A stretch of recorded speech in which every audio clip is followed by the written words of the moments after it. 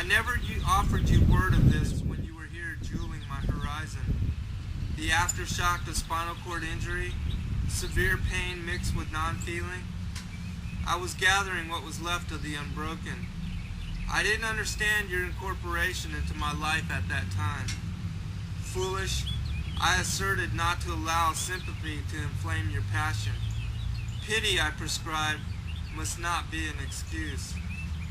Responding in shambles, clouded indifference, await the right one, they say, dressed in deja vu smile and coincidental sign. I chose to let you escape, wanting to watch you fly, rather than bar your freedom. And by the time that I realized good fortune, fate had prescribed you to another. And who were we to upset the challenge then? It was only later that I fancied your smile, the time we spent amusing our presence together. The last time I spoke with you, you said you missed my slap-happy ass, laughter we shared in response to situation. You were different with me, and we both knew. And though I didn't relieve your eyes of what they had hoped, that was then, and these words for now. And though you may never see them, at least I feel better. We dance, butterfly angels strown to win soft dreams. She tentative at first, unsure how to be. I would wait to catch her eye with tenderosity. And now, she straightens my feet without breaking conversation. She's the kind of girl, having met, I could wish to meet again, soft-spoken, laughing in quiet smiles. Closet expectations for me to wither a broken man, the disabled plight, fight for basic rights and dignity. We are what we wish to be, and not what others think they see. And she knows, like me, it will take more than quiet frustration to make the change.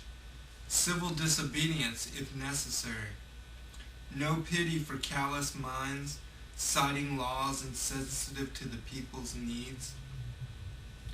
We've come this far.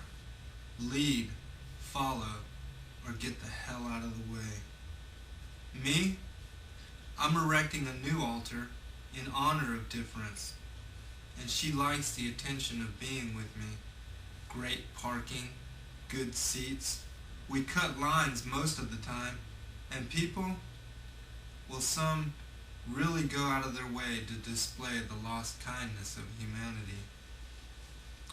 On sunny days, she'll cat into my lap, easing my chair back, we'll dream away, high in mellow comfort.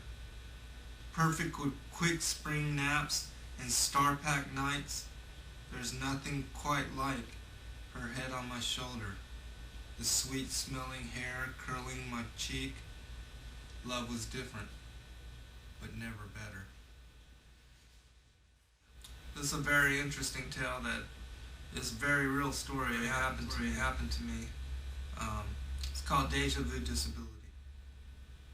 I turned 17 at a juvenile treatment facility called Turning Point near Moultrie, Georgia.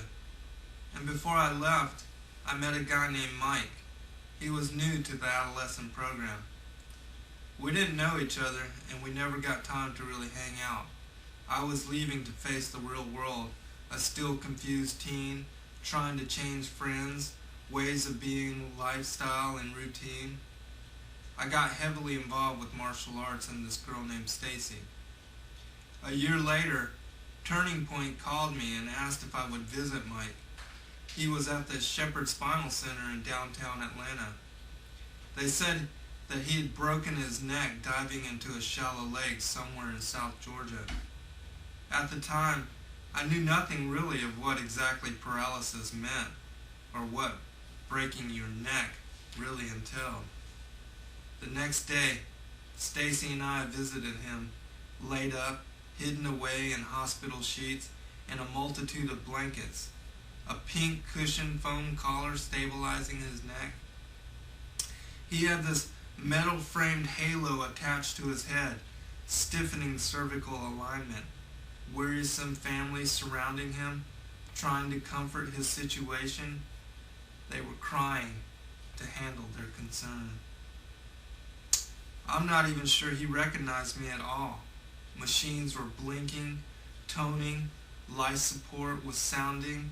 Private second floor room, he had a single window view. We stayed with him for a while. His family left us alone, grateful for the break, giving us time to reestablish connection. I told him that I was sorry, but soon that he'd get better, and that things would refer back to normal.